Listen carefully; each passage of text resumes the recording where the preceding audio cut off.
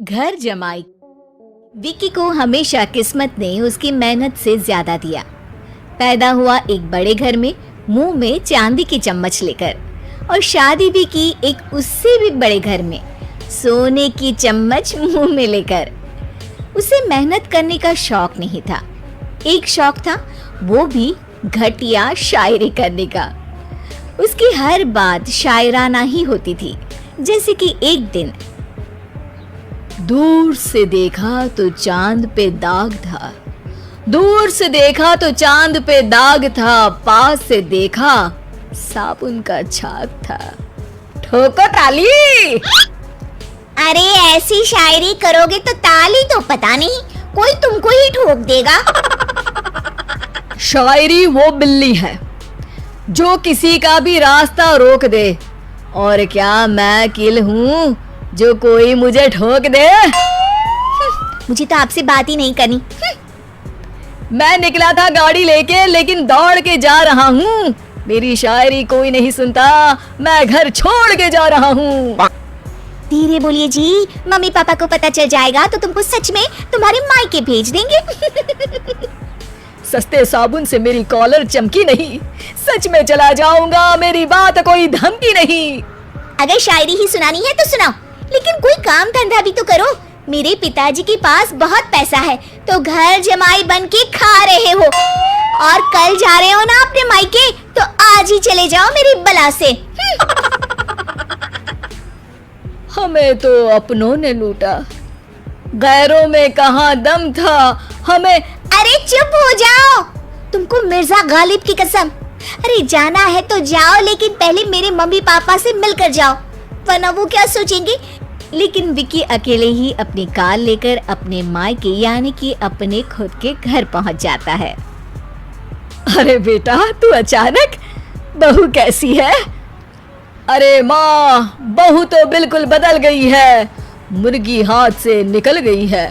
अरे क्या हुआ बेटा? उसकी आती नहीं है, मेरी जाती नहीं है, मैं करता हूँ शायरी, उसे भाती नहीं है। मेरे पास उसका फोन आया था बेटा, सही कह रही है वो, तुमको काम करना चाहिए तभी तो इज्जत मिलेगी। घर जमाई बनके सास ससुर के पैसों पर कब तक ऐश उड़ाते रहोगे? मेरी जिंदगी में हर तरफ से उंगली हो रही है, फोन पर मेरी चुगली हो रही है। अरे चुगली नहीं कर रही थी बहू, वो तेरा भला चाहती है बेटा। सूखे हुए कपड़े को भी गीला कह रहे हैं लोग, चुगली करने को मेरा भला कह रहे हैं लोग। ठोको ताली। ये सुन के माँ अपने हाथ से अपना सर पीट लेती है। अरे माँ, ताली की जगह माथा क्यों ठोक रही हो? बेटा तू ना आराम कर, तेरे पिताजी भी आने वाले हैं, खाना लगा देती हूँ। विकी अपने घर भी दिन भर टीवी देखता है, तरह तरह का खाना खाता है, दोपहर तक सोता है, चाय पीता है, वीडियो गेम खेलता है, बस काम करने नहीं जाता। घर में नौकर चाकर है तो बिस्तर से हिलने तक की जरूरत नहीं पड़ती। कई बार तो विकी अपने नौकरों को बिठाकर शायरी सुनाता रहता। कब जाओगे बेटा?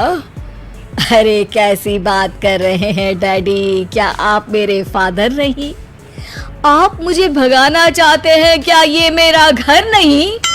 अरे नहीं बेटा, तुम्हारा ही घर है, हम तो चाहते थे कि तुम यहीं रहो और मेरा काम आगे बढ़ाओ, लेकिन तुम ही चले गए घर जमाई बनने। अरे मेहनत तो गधे भी करते हैं, मैं अच्छी किस्मत लेके पैदा हुआ हूँ, मैं घर जमाई हूँ, ससुराल का फूल गेंदा हुआ हूँ। ठोको ताली।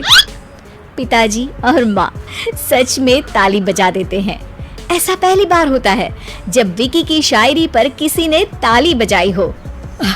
अरे आप लोग सच में ताली बजा रहे हैं? हाँ हाँ बेटा, तुम्हारे ससुर का फोन आया था, बोला जब तक घर जमाई जी कोई काम ना करने लगे हमारे यहाँ मत भेजना। अब तू तो काम करने से रहा और तुझे रहना भी है हमारे घर में ही, करेगा भी शायरी ही, और बार बार ठोको ताली बोलेगा तो आदत डाल ही लेते हैं ताली ठोकने की। विकी उसी वक्त खड़ा होता है और बहुत गुस्से में सीधे ससुराल के लिए निकल जाता है। फिर से आ गए? लेकिन सुमन को देखते ही विकी पिघल जाता है। अब सुमन, आई एम सॉरी, आज से ना मैं सिर्फ शायरी ही नहीं बल्कि काम भी करूंगा। तुम अपने ऑफिस में बात कर लेना, कोई भी मेहनत का काम कर लूंगा। मैं घर जमाई बन के रहूंगा लेकिन काम करूंगा और इज्जत से रहूंगा। मतलब सिर्फ तुम नहीं आए हो, तुम्हारे साथ तुम्हें अकल भी आ गई है। मैं अपने कारखाने का मैनेजर बनाता हूँ तुमको, कल से मेरे साथ चलना वहाँ। थैंक यू ससुर जी। थैंक यू से काम नहीं चलेगा, एक शायरी सुनानी पड़ेगी। है जरूर जरूर।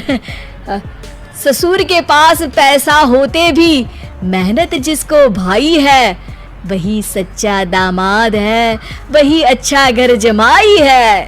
ठोको ताली। सब विकी की शायरी पर ताली ठोक देते हैं। शिक्षा, जब किस्मत आपको बहुत सारा दे दे तो उसकी कद्र करनी चाहिए और मेहनत करना कभी नहीं भूलना चाहिए।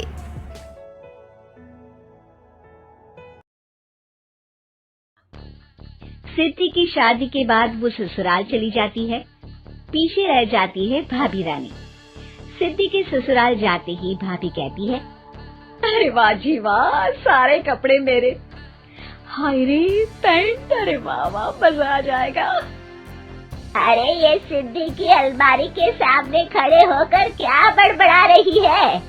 जाकर देख मेहमानों को विदाई की मिठाई मिली कि नहीं।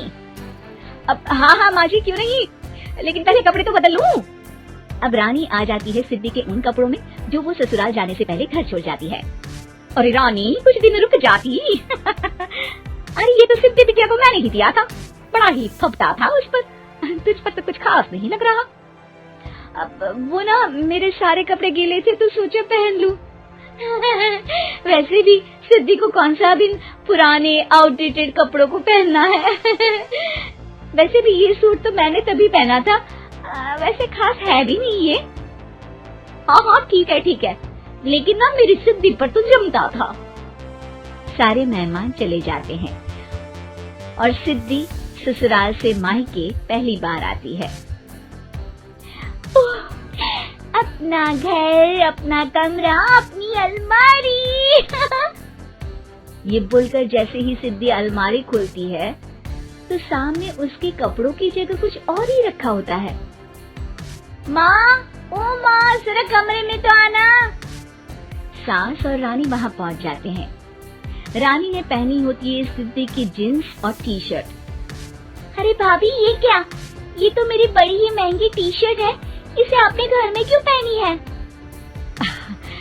अरे बहुत मिलती है दीदी ये चौक की मार्केट में, 150 में। ओ भाभी प्लीज, ये एरोपोस्टल है, 2000 की एक टी शर्ट। ओह 2000 में तो दीदी 4 साड़ी आ जाए। अब क्या बोलूं? भाभी, ये मेरी अलमारी में छोटू के कपड़े, तो मेरे कपड़े कहाँ हैं? मेरी अलमारी में? अब दीदी आपको कौन से पुराने कपड़े पहनने थे? माना भाभी, लेकिन मैं जब घर आती तो यही सब पहनती ना। अरे तुम तो बड़ी कंजूस हो दीदी। खैर, वक्त आता है जब सिद्धि ससुराल के लिए रवाना हो रही होती है। अरे रानी, अंदर से सिद्धि का गिफ्ट ले आ, लड़की पहली बार ससुराल से मायके आई है। रानी अंदर जाती है और एक सिंपल सी साड़ी लेकर बाहर आ जाती है। ये लीजिए माँ जी। सास बेटी को गिफ्ट देकर ससुराल भेजती है। अगले दिन रानी एक सुंदर सी साड़ी पहनकर सामने आती है। अरे रानी, ये तो वो साड़ी है जो मैंने सिद्धि को देने के लिए दी थी जब वो ससुराल ले जाती, लेकिन ये तूने कैसे पहन ली? अरे माँ जी, ये साड़ी तो मुझे बहुत पहले से ही पसंद थी, लेकिन चिंता ना करिए, मैंने सिद्धि के लिए भी अच्छी सी साड़ी दी है। हाँ। तभी सिद्धि का फोन आता है। क्या माँ, कुछ अच्छा तो दिया होता ससुराल ले जाने के लिए, अरे पहले दिखा दिया होता। ये चमकते हुए पैकेट में नौकरानी वाली साड़ी मत दिया करो माँ। अरे बेटे, वो तेरी भाभी ने ना गलती से उससे पैकेट बदल गया। हाँ, मैं कल ही तेरे भाई के हाथ से तेरा वाला पैकेट भेज दूंगी। अरे रहने दो माँ, आई एम श्योर भाभी ने अभी वही साड़ी पहनी होगी जो तुमने मेरे लिए रखी थी। तुम तो समझ नहीं पाई उनको। खैर छोड़ो, मैं ज्यादा बोलती अच्छी नहीं लगती, रहने दो, आपको उन्हीं के साथ रहना है, फिर बात करेंगे।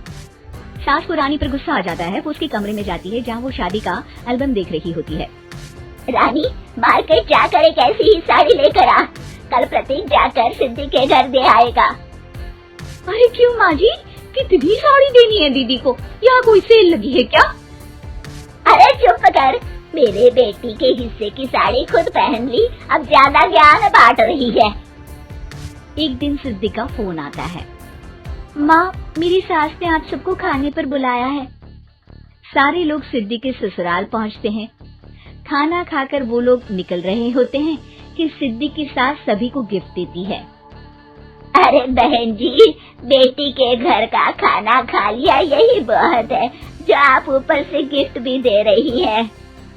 अरे बहन जी, आप भी कहाँ इन बातों पर विश्वास कर रही हैं? सास सभी को गिफ्ट देती है, लेकिन रानी को जो साड़ी देती है वो अजीब सी हरे रंग की, लाल रंग की बड़ी छाप वाली होती है। अरे छी, ये कौन पहनेगा? सासू माँ को तो जरी वाली इतनी सुंदर, और मेरे लिए ये नौकरानी वाली। अरे भाभी, दरअसल मैं जब भी घर आती थी आप वापसी में ऐसी ही साड़ी देती थी ना, तो माँ ने सोचा कि आपको आपकी पसंद की ही साड़ी क्यों ना दी जाए। बेचारी रानी, बोलती भी तो क्या। सिद्धि और सास रानी का चेहरा देखकर हंसने लगती है। तो रानी समझ जाती है कि अपने ही बिछाए जाल में वो फंस चुकी है।